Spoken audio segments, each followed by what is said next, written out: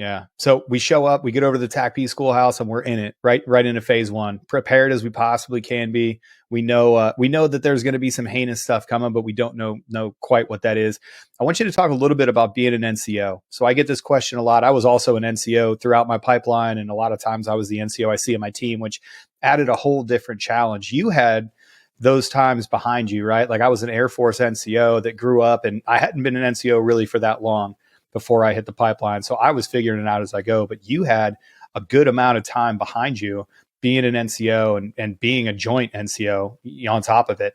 What were some big challenges just in those first couple of days about being an NCO on that team? So for our cross trainees listening out there, how tough was it for you to really focus on yourself, but at the same time lead the team?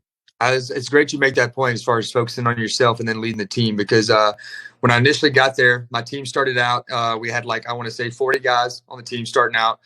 We had one O straight out of the academy, and then we had 3 NCOs, another prior Army guy, and then we had a big blue O. So my thought process was, hey, the Army guy has more time than I do. The big blue O is more understanding of big blue than I am. So hey, I'm a keep my mouth shut and help out where I can. That lasted all of 2 days. And then the cadre was yo, you're NCOIC. Yep. So I was just all right, well, this is going to be a challenge, because first off, this is me in a new environment. As far as new people, I'm not really used to coexisting with, and how do I lead these guys when I don't even understand the Air Force as a whole myself? So, but I reverted back to my training. What do? I want to lead people. So I want to lead by example first off. And then second off, I just had to spend more time making sure I was squared away and understand. And to be honest, I wanted to make sure my O was squared away, because I was like, how can we lead if we're all messed up as well? So really what I did was I just created that coordination between the other 2 NCOs and then also with my O. And we just took a lot of time as far as divvying out tasks. And that was one thing I think that helped me a lot too. Instead of trying to do it all myself, I could divvy out tasks and be like, hey, I need this done. I need this done. Hey, you go do this. And that helped a lot. At first, I did get a little bit of a back push from a lot of the guys, because they're like, hey, this guy's coming out telling us, what are we doing? This, that, and the other.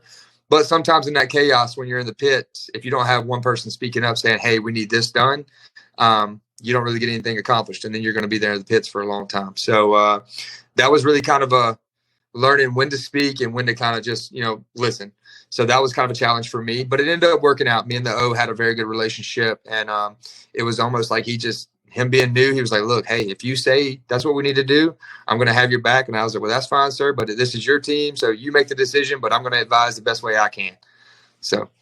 Man, kudos to you as an NCO, because that's exactly what you want. Let me be the first to tell you, and I'm going to quote Master Sergeant Justin Perrin, who's a good friend of mine, but it's called the Air Force, and it ain't the Air Friends. And sometimes we need leaders to step up in those situations, and the NCO has to be the one to do it. So while the officer may be in command, you're in charge as the NCO. And I'm glad to hear that you figured that out and that you use your prior training to kind of get there.